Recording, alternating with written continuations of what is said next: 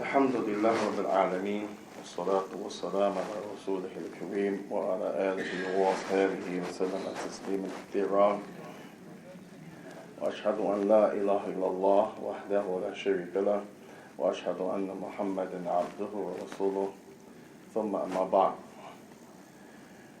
This is our class we started on the book by Sheikh bin Baz called Durus al-Muhimma Ummah. Some of the most important lessons for all of the Muslims. To Ummah means for every Muslim, whether you be layman, whether you be a student, whether you be a scholar, whether you be young, old, male, female. These things are essential for the Muslim. So the last class we started the second part of the book. The book is in sections. The shahada to Allah subhanahu wa ta'ala, the testimony to Allah azza wa jal that a person makes. And the Shaykh said, along with explaining what does it stand for, the muqtada, what does it represent, the shahada. And then the Shaykh brought the conditions, 8 of them, and that's where we stopped. Then we went to the second part, which is the shahada to Muhammad sallallahu alayhi wa alihi wa sallam, and that's where we'll pick up today, inshallah, tabaraka wa ta'ala. The Shaykh said, Ma bayan anna Muhammadan sallallahu alayhi wa sallam Rasulullah, along with bearing witness to Allah, the person has to bear witness to the Prophet sallallahu alaihi wasallam being Rasulullah. And all of the ulama, they mention whenever someone has a statement, such as if a person was to read Surah Al-Ikhlas, then in that surah, Al-Tabaraka wa Ta'ala command the Prophet say, Qul huwallahu ahad. Qul huwallahu ahad. So he's telling the Prophet, Qul, say, O Muhammad. When you say qul, you're telling someone to make a statement. And so it's telling the Prophet ﷺ to say, Allahu Ahad. And all of the scholars, they mention it, from our Salaf al-Salih and the leaders of the Muslims upon the way of the first 2 generations, including the 4 great Imams, Abu Hanifa, Imam Malik, Imam Shafi'i, Ahmed. They all mention that if a person makes a statement, it includes he must believe it in his heart. So therefore, when the person says the shahada, he can't just say it but not have it also something he believes, because if that's the case, then this person is doing that of nifaq. He's doing like the munafiqeen, saying something, but that thing is not in his heart. So here the Shaykh is mentioning wa bayan. Person must clarify, yani anna Muhammadan Rasulullah sallallahu alayhi wa sallam, that the Prophet sallallahu alayhi wa sallam is the messenger of Allah. And part of the way that you clarify and you make that clear that you mean that, the Shaykh mentioned wa muqtadaha. What does the shahada to the Prophet stand for? It stands for obeying a human being unrestrictedly. There's no other person that you can and should obey unrestrictedly other than the Prophet sallallahu alaihi wasallam. And this is why Allah tabaraka wa ta'ala, in many places, He mentioned the likes of this, such as Allah azza wa jalla saying, Ya ayyuhalladhina amanu ati'u Allah wa ati'u Rasul. O you who believe, I command you to obey Allah. And then He mentioned along with that, I command you to obey the messenger. And then when it came to everybody else, Allah tabaraka wa ta'ala made conditions. Wa ulu amri minkum, and those that are in authority or over you. And all of the scholars of the past say this means al-umara wal-ulama, those that are in official, governmental, or that which is society-wise positions. Then you obey them. You don't make unrest in the land. You help with following and compliance of the rules that make things okay and safe. You don't renegade against them like this. And ulama, those that Allah subhanahu wa ta'ala when he told the Prophet, يعني فَاسْأَلُوا أَهْلَ الذِّكْرِ إِن كُنتُمْ لَا تَعْلَمُونَ, telling the Prophet to ask the scholars of the Jews if you don't know. Why? Because they had the previous book, and this Allah wa Ta'ala said this to the messenger, showing that you go to the scholars for advice for things you don't know. But what happens if they tell you to obey in something that's wrong? What happens if they tell you something that's against Allah subhanahu wa ta'ala and His messenger? Then you don't obey them. You don't obey them. Just as the parents you obey, but if they try to get you to obey in that which is wrong, then Allah wa ta'ala prohibits you that. وَصَاحِبُهُمَا فِي الدُّنْيَا مَاذَا مَعْرُوفًا. But be to them in a good way in this life, but still don't obey them in that which is wrong. So this is clarifying what is the role of the shahada to the Prophet ﷺ between the person who makes that statement and that messenger.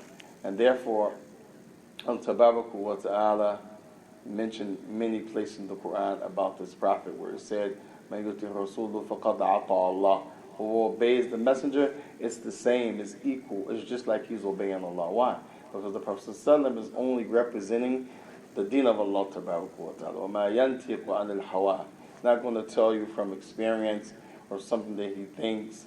And if he tells you from something that he knows, if he tells you from something that's factual, it's only because it's from Allah subhanahu wa ta'ala. Therefore, you have to take it from the Messenger sallallahu alayhi wa sallam. The Shaykh, he mentioned along these lines, and there were conditions to the shahada to the Prophet sallallahu alayhi wa sallam. There are conditions. Everything has its conditions, wallahi.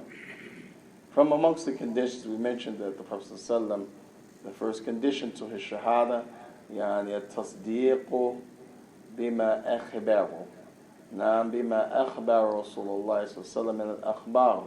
That you believe in that which the Prophet sallallahu alaihi wasallam narrates to you. And we know, wallahi, in our society there's a lot of things. We laugh and joke and people make books and movies and so forth. And much of it's not true. But people believe it. They believe it. I remember one time I was working many years ago as a home health technician. And I had a little boy named AJ. He was, I think, this cerebral palsy, where he have to walk with some type of things on his legs, some equipment that helps the legs to stay straight, because the movement in his legs was not like our movement. He didn't have the control of the legs, the muscles, and so forth. And I would go to help get him ready for school, get him on the bus. So one morning he was talking about Barney. He was like 12 years old, but he was a little bit suffering from retardation. So his mind wasn't just that of a 12-year-old. So he said, Mr. Muhammad, was talking about Barney. And so I said to him, yeah, but Barney doesn't talk for real. So he said, no, he talks. I said, okay, he talks. So after the getting ready for school and getting him, downstairs and getting him in his wheelchair, he remembered that. So he asked Grandma Rose. He said, Grandma Rose, Mr. Muhammad said, Barney, he can't talk for real, but he talks. So she said to him, well, AJ, Mr. Muhammad is right. That's just television. And he realized, okay, television. So, we believe, including the adults, these different things every day. But when it comes to the Prophet, many people, they disbelieve. Even the Muslim. Wallahi, you hear people say, how can a fox talk? Or how can a tree stump cry? And how can this and that? But if the Prophet narrated it, you have to believe it. Even we're talking about Subhana Rabbil Azim, the statement of the Prophet ﷺ, how people will, from the signs of the hour, walayadu billah, they will be in the public, doing their al-fisk, the fawahish, illegal intercourse. Imagine you walk outside and udu billah, you see people just no clothes doing the haram. The Prophet described it just that vivid. said the sign of the hour from amongst them, you will see people like this. Where just 50 years ago here in the United States, certain dress codes were shameful. Your skirt couldn't be but so high. Allah musta'an. If you had on shorts that were too tight and things like this, in some places, some parts of the United States, it was, something that people would show disgust of. Imagine further than that, the Prophet said it would happen. 1437 years ago, and wallahi, you see it today for real. And some people, I heard they put it on their whatever, Facebook or YouTube, a'udhu billah. But people, they don't want to believe the Prophet sallallahu alaihi wasallam. Wallahi. They don't want to believe him. Wallahu musta'an. So this is the first thing from the conditions of your belief to the Prophet. You have to believe what he says, alayhi salatu wasalam. Even if it seems like how and far-fetched or the knowledge that you have about it, and he doesn't match in your akal. If the Prophet says it, you have to believe in it. Flat out. وَطَاعَتُهُ فِي مَا أَمَرَ. Obey him in that which he command. Wallahi. Obey him in that which he sallallahu alayhi wa alihi wa sallam command. Many commands the Prophet he gives, the people they abandon them. And the smallest things, like Prophet sallam, he said when he passed by the grave of two people, and these are two people in the grave, يعذبان لكبير وما كبير وما هو كبير وما كان كبير أو كما قال. They'll be punished. The first kabir is for something that's a major sin. So use kabir twice. For something that's a major sin. They say وما هو كبير. But here the second kabir means it wasn't that big that they couldn't have executed. A small thing, but the punishment is big. And they've been punished in the grave for that. And he mentioned the one, لا يستنجي من البول, and he doesn't guard himself from urine. وَالثَّانِي كَانْ يَمْشِي بِالنَّمِيمَةِ. And the second one, he used to go around telling the stories about people to make problems between them. I know something from Brother Yusuf. And he has a problem with Brother Ahmed. So I go to Ahmed and I tell him everything Yusuf said. Because I know Ahmed's going to be fired up. Wait till I see him. He said, what? Then he's going to go back to Yusuf and say, yeah, man, you told so-and-so and so-and-so. And then I go tell Yusuf when he's not around. You know what he said? To put them at odds. This is Namima. Or as some of the scholars of the past, they mention, like Imam al-Dhahabi, you know that this has potential to make fasad for the out. You do it intentionally to make problems. And who doesn't carry tales except they know it's going to be problematic. And why many of the scholars talk about sihr, the harms of sihr. Some of them have mentioned from the past, Allah musta'an, that the namima could be worse than sihr because of the harm that the person can do with his tongue. Allah musta'an. So here, the obeying the Prophet ﷺ, what he commands you, essential, you have to obey him. Alayhi salatu wasalam. Obeying the Messenger sallallahu alayhi wa sallam, wallahu musta'an, falls in a lot of categories. Not just obeying him here, but applying the worship the way the Prophet used to worship, the different ways that he used to worship. Alayhi salatu wasalam. How he was with the people, sallallahu alayhi wa sallam. And some people think the Prophet was always lenient. La.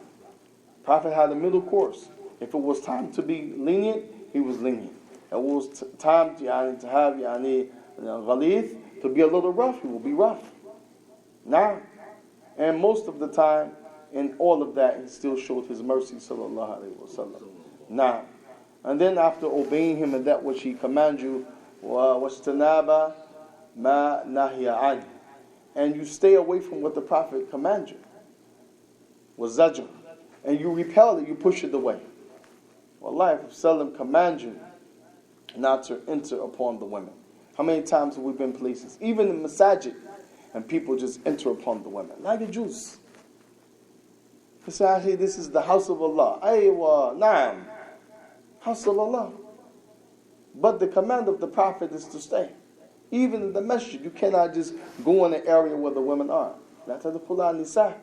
Don't just enter upon them like that. Maybe they will be in a position that they don't want you to see the men. لأن الحياء شعبة من الإيمان. Because being shy to be seen in certain ways or to have any exposure in certain ways is a part of Iman. Nah.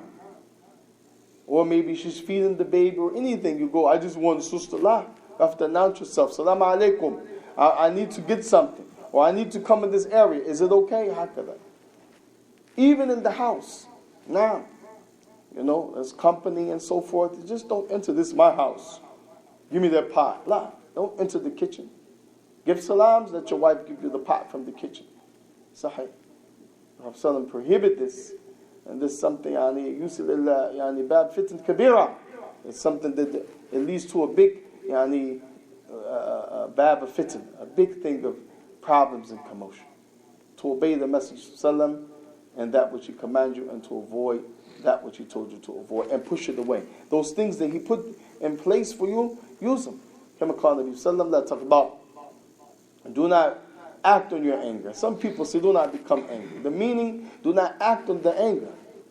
Because anger, Allah Tabaraka wa Ta'ala put in every creation. You have it. But here, let's talk about, do not act on the anger. So what is pushing the anger away? Let's say, A'udhu billahi min shaitanir rajim. You have to say it 100 times. Say it until you calm down. You have to say it out loud, like people get mad and they talk to themselves. Can't stand him. You wait till I see. And this is before the cell phones. Now you see people talking. Don't think he's always crazy or talking to himself. He may have a Bluetooth. But before, the cell phone was big like a walkie-talkie, the old Nokia. Who remembers that? The big Nokia. All you do is talk. No camera, no text, no nothing. Yeah, back then, if a person wasn't on that phone, he's walking, talking, you can tell he's mad, he's talking to himself. She's talking to herself. And you see. So, what's the problem? Say, A'udhu billahi min shaitanir rajim. A'udhu billahi min shaitanir rajim. If you have to, from his conditions, of the conditions of his shahada was ajrah. You push it away, you repel it. Now, hakada. كذلك from the conditions likewise of the shahada to the Prophet sallallahu alaihi wasallam. Barakallahu fikum. نعم وماذا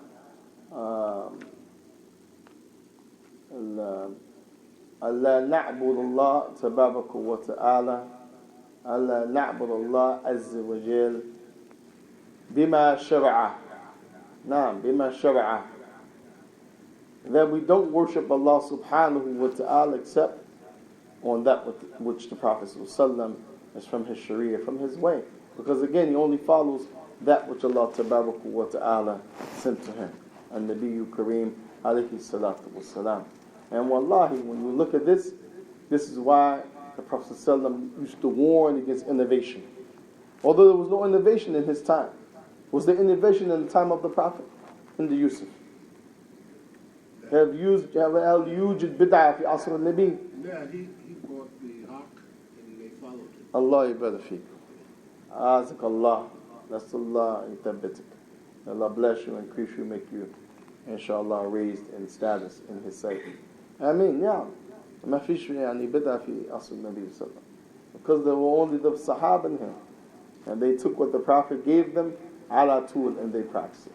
Pay it.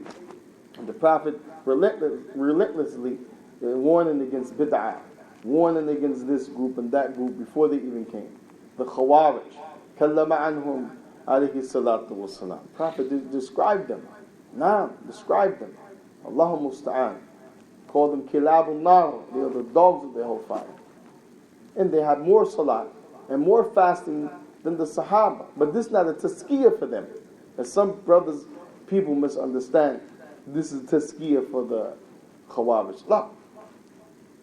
بل هو يعني البيان من النبي صلى الله عليه وسلم الذين يعني كثر في العبادة قد يكون ضال سبيل. This is a clear indication from the Prophet showing that people can have a lot of worship but still be astray. Not a tazkiyah. But he warned against them before they even came. The Qadriyah, those who deny that Allah He knows before it takes place, they say Allah only knows after it happens. Therefore Allah didn't write for things to happen and then they unfold. Allah musta'an. It talked about them. Now, Jews had the ummah to have the kind of speech, subhanallah, that will trick you. Kalimat al-haq yuridu biha al-batil.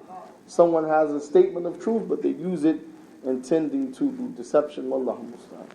All of this is because that we can't worship Allah except on what the Prophet brought. That's it. This includes the Sahaba. Barakallahu fikum, Prophet said, Man alayhim wa ashabi, that which I am upon the day, when I die, you stay upon that, and my Sahaba. And if it comes something of ijtihad, or they do something that's a mistake or an opposition to the messenger because they didn't know this hadith, it didn't reach them. Not purposely going against it, but the knowledge didn't reach them. Then when the other companions mentioned the hadith to that companion, then he immediately applies that hadith. Such as the four great imams say, the sahha hadith wa madhabi. If I give you something from my knowledge, that's all I can do. But sometimes I'm going to give you something and someone's going to come with a hadith that's authentic, the Prophet said, to show that I'm wrong. Then in that case, that's my way. Attach that to my way. Because had I known, guess what? I would have followed it. And this is from the conditions of following the Messenger sallallahu alaihi wasallam. And some of them add وَتَوَكَّرُوا وَتُعَزِّرُوا وَتَوَكَّرُوا, to respect him. And the scholars, they differ. Some of them say this part of the verse is talking about Allah, that you respect Allah and that you hold Allah in high esteem. Others say it refers to the messenger because Allah was talking about the messenger in this verse. Either way you use it, some of them apply the respect and being a person that holds the Prophet in high esteem, part of his conditions. But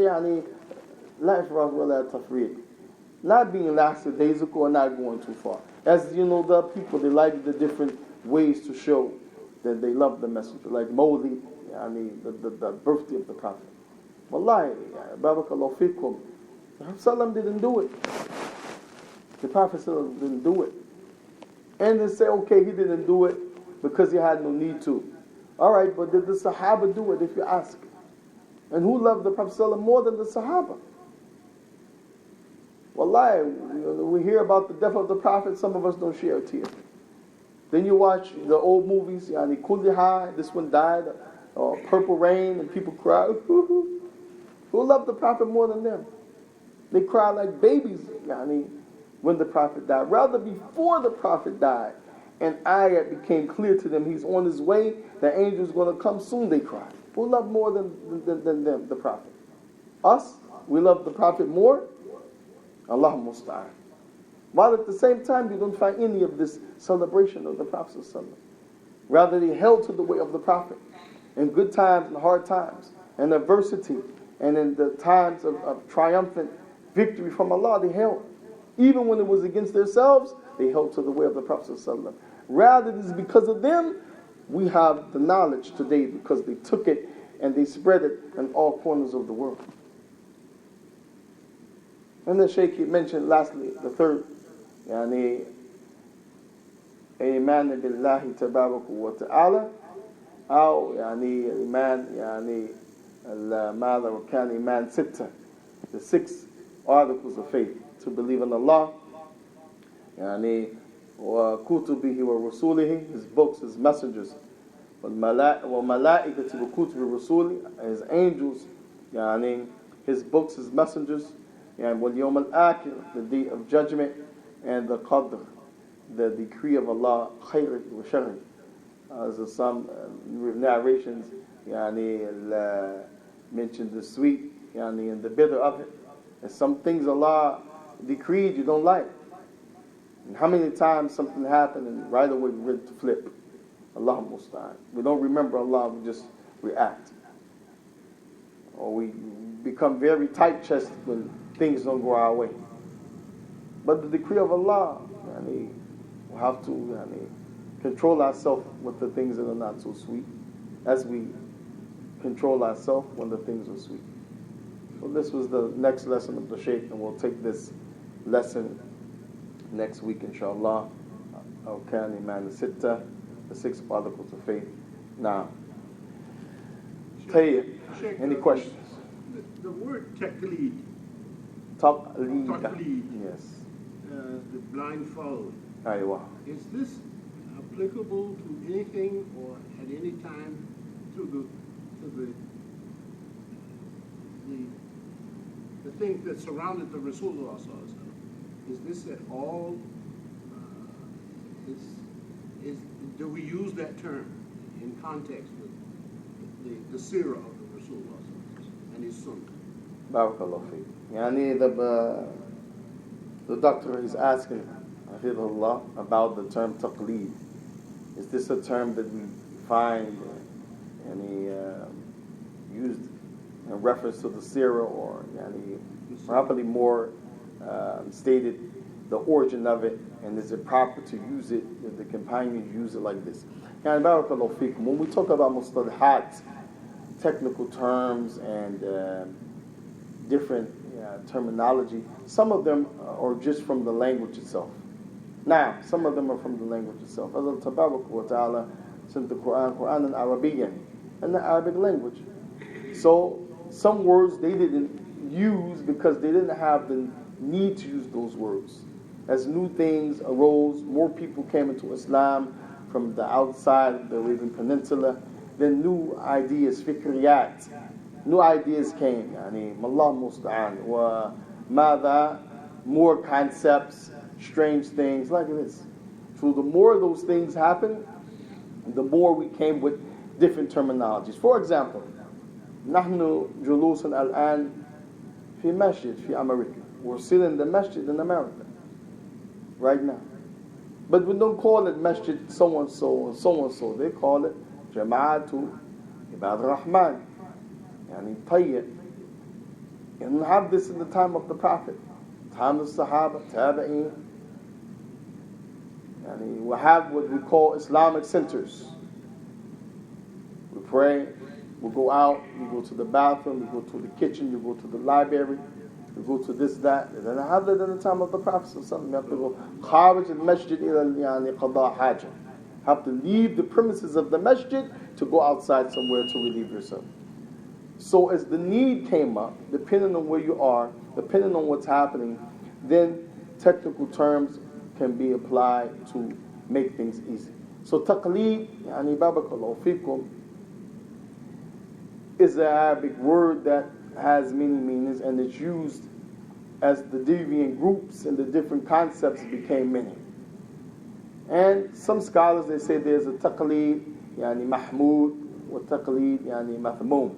There's a praiseworthy taqleed and blameworthy. Let's ask first, what is the taqleed?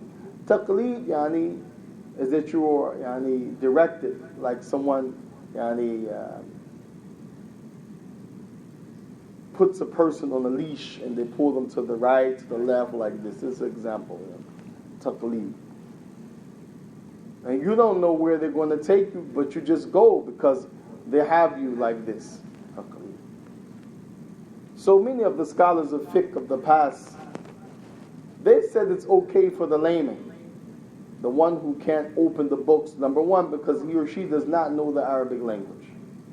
That's why the scholars, they encourage past and present, yani, بالتعليم والإتقان لغة العربية, that you learn and become proficient in the Arabic language. Because this is the keys to the knowledge. So people that don't have the Arabic language. Secondly, you may have the Arabic language, but you're in a place where there's no books. We take it for granted. We have books, we have audio, we have this. There's some places right now, they don't have a single mushaf, Allah musta'an, a single mushaf to read. So there's many reasons why a person may have to take someone's statement to help them apply the religion. So many of the scholars say this is okay for the layman. He can't go in the books. Or if he can go in the books, he's not trained to know what steps and which ayat are abrogated, how to determine if it's abrogated, how to decipher when there's an argument. Some say this and some say that. Is the hadith authentic or not? Is this a rule of fiqh, or is this a rule not a fiqh? Or these principles that people have made up in accordance with the book and the sunnah or not? You have a whole slew of things. So for those people that don't have those abilities, then they say you can follow a person. Meaning you ask the sheikh, is it permissible to do this? The sheikh says, yes, it's okay. But you don't know what's his evidence. Is he using the evidence properly or out of context? You don't know. You just trust. I asked him. He knows. He's the person that has the knowledge. I'm straight. So some scholars say this is the praiseworthy following of somebody without really knowing why, without really knowing where it came from. Others say that's not acceptable. From amongst them, Shaykhuna Abu Abdurrahman Muqbil ibn Hadi al-Wadi'i. He was one of them that said there's no taqleed praiseworthy and blameworthy. All of it is blameworthy because Allah said in His noble book, Allah subhanahu wa ta'ala mentioned His noble book, La ikraha fi din, Naam, you're not compelled in the religion. And we know that was for the people of the book, but the Shaykh used it to show if you don't know, it's not on you. تبارك وتعالى لا يكلف الله نفسا ماذا إلا وسعها. How can Allah hold you accountable for something you don't know? And that's when you're not trying to avoid knowledge and you're not reading, you just don't know. Then you follow what you have, the best that you have. You follow that which you know, and that's it. Now, and this is a good position because wallahi, not everybody has the ability. Even with asking someone still, you have to have a level of yaqeen. You ask somebody to tell you you're still doubtful. Subhanallah. So this is the issue of taqleed. Some of them say taqleed a'ma, blind following, but this is used loosely. As sometimes people follow the kitab and sunnah, and people don't like that, or they don't like that result, they say, look, he's blind following. And he's not blind following. And then other times, people say, no, this is the kitab and the sunnah. And really, if you follow them, you're blind following because they take something and they use it inappropriately in order to solidify what they like, to solidify their concept or their group or their sheikh or their movement. So these words now are being used very loosely. Allahu musta'an, to marginalize and to deceive. But the reality is these words are part of the Arabic language. It's okay to use them in their proper context.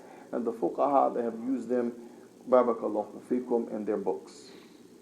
Now, any more questions, comments, corrections? Is this blind follow or imitated?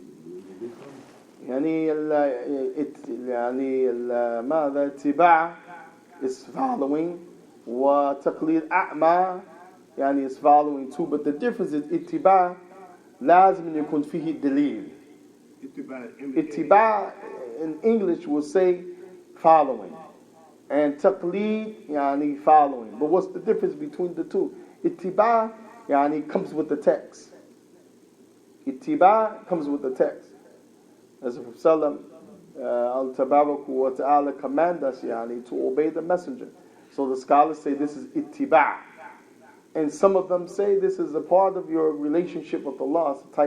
It's an aspect of tawheed. Because without the Prophet, you have no Quran. Without the Prophet, you have no Sunnah. You have to follow him. So this is in English following.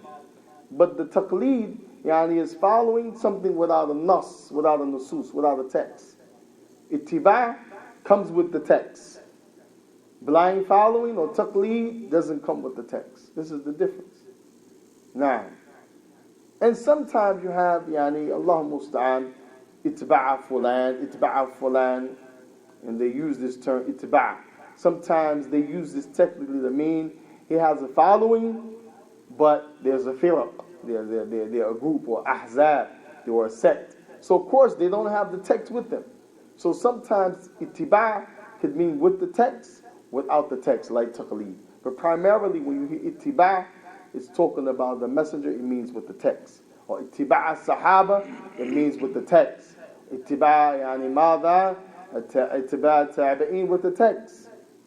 Because Allah Azza wa Jal already yuthna ala haula.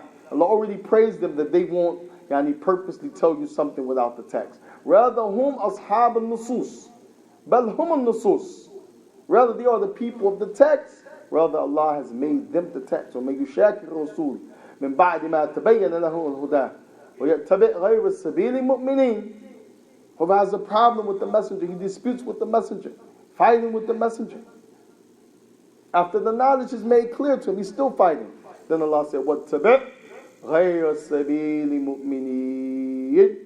And you follow a way other than the believers. Who were the believers when the ayah was revealed? Us? No. The Tabi'een? No. Who were the believers? On the face of the earth. They were the companions. They were the companions. So it shows the misconception or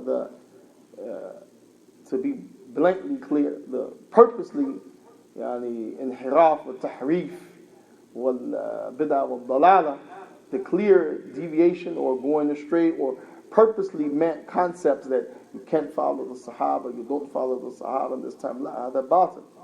Allah Azza wa Jal co-signed them, follow their way. Why? Because they're only going to tell you the messenger. And if they miss the mark because of human or that didn't reach them, then it's not upon them and you don't follow them in that. Except it's ijtihad. Like the issue of Adhan al-Thani in the Asr of Uthman ibn Affan, the second Adhan Jumu'ah. Some people, حكم بأن هذه بدعة. Some people say it's bid'ah. لا هذا غلط. ليس ببدعة. This is a mistake. This can't be bid'ah. Because then this means you have to say Uthman huwa mubtadi. Because mubtadi is the one who does something without the text, and the thing he does is innovation. So what do you say about Uthman? You say this is from his ijtihad. From his ijtihad trying to solve a problem. Mush bid'ah. It's not bid'ah. And we have many of the A'imma, al-Huda, people of the past from our Salaf, said this مجمعون على أن الأذان الثاني sunnah. That is consensus that the Adhan al-Thani is sunnah. Yes. Sunnah who? Sunnah because the Prophet said to follow the Sahaba. Follow Khulafa Rashidin. So it goes back to the Prophet's sunnah that you follow the companions during their time and after their time when it comes to explaining the religion. And if they make something ijtihad, then this is for them. And if the thing is right, you follow it. If the thing is wrong, you don't follow it. Like Hussein ibn Ali, Allahumma musta'an kharaja an al-nusus. He left the nusus. Why? Because he was not supposed to go and do something that would make more fitna in the time of fitna. All of the Sahaba wrote, even women wrote poetry, conveying to him, don't leave Medina. He went, outside of Medina to those people that told him, come, if you come, we'll give you bay'ah, and then his blood was spilled. Some people think you can take that's the Sahaba. Allah said, then follow their way, and so we can take that and go do khuruj. La. That was ijtihad. He was trying to do something that he thought was solved. He thought, I'm Hussein, I'm from the Prophet's lineage, and my father was Khalifa. It will be better. People will calm down. The fighting will cease. La. Trick bag. So you can't take that and say, follow the Sahaba and that. La. Ibn Umar, radiyallahu ta'ala anhu, he had the position that the statement of Allah tabaraka wa ta'ala about the women, you can have relations in the back door. Now, and this is because Allah tabaraka wa ta'ala said, nisa'ukum harthukum fattu harthukum amma shittum. Naam. Then the women, they are your tilth, and go to them your tilth as you wish. He had this. But when the Prophet mentioned the curse be upon the one who has relations with his wife in the back, not from the back in the proper place, but in the back, meaning the anus. La yajuz. Prophet cursed it. How can we take Ibn Umar and say, well, Ibn Umar is Sahaba, right? وَاتَّبِعْ غَيْرَ السَّبِيلِ الْمُؤْمِنِينَ. Allah said it. They are Salaf. They clarify to us the sunnah of the messenger. La. Not like that, not like that, not like that. So it has to be in this proper place, and this is the difference between ittiba' and taqleed. Ittiba' primarily means with the nas. But some of the movements and groups and people way back Yani to the time of the Itba' Tabi'een, 41 years after the death of the Prophet, it started to get followers that were following them, which really is taqleed. All those scholars, they wrote in their books yani, that these are the Itba' Fulan or Itba' Falan, like this. Barakallahu fikum. So this is the difference between Itba' wa taqleed. Wallahu tabaraka wa ta'ala. Wa sallallahu wa sallam wa baraka ala rasulih al-kareem. وعلى آله وأصحابه وسلم تسليما كثيرا سبحانك اللهم وبحمدك أشهد أن لا إله إلا هو استغفره ونتوب إليه. We will have also tomorrow our class Kitab al-Nikah from Ummat al-Ahkam. وجزاكم الله خيرا والسلام عليكم ورحمة الله وبركاته.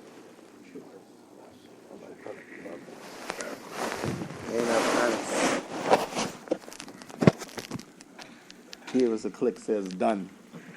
I need you to hit this. I think it says done. You have to hit that button. See done?